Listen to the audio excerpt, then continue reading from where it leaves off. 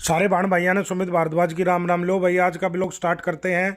हम गए थे हयात होटल के पीछे जो पासपोर्ट ऑफिस है, पासपोर्ट बनवाना था, क्योंकि हमें सलाउद्दीन जी ने एकदम बोल दिया कि भाई अपने अपने पासपोर्ट दो, श्रीलंका जाना है। हमारे पास पासपोर्ट था नहीं, ना मेरे पास ना गिल साहब के पास।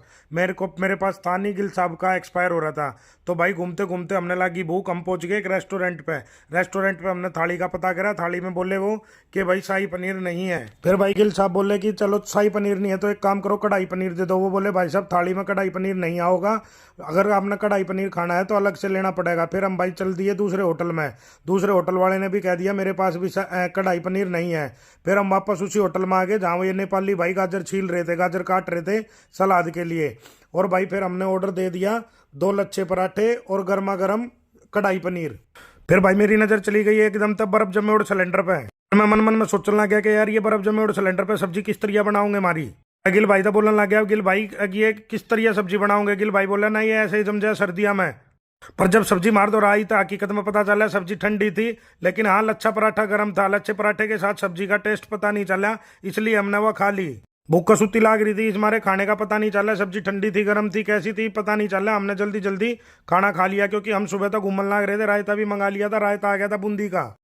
गिल भाई ने पहला मेरी थाली में गाल दिया, फिर अपनी में गाला। मैंने नमक कम लग गया तो मैंने नमक और घेर लिया उसमें।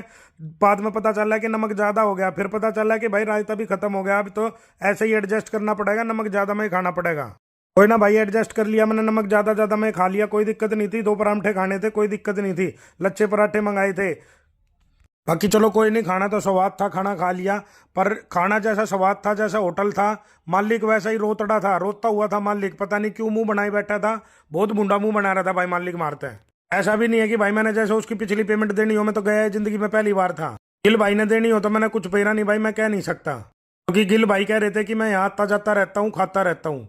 बाकी चलो कोई ना भाई, हमने खाना खा लिया। हम पासपोर्ट बनवाने गए थे काली चरण भाई के पास और थक गए थे, इसलिए हम खाना खा चुके थे। अब खाना था भी स्वाद भाई।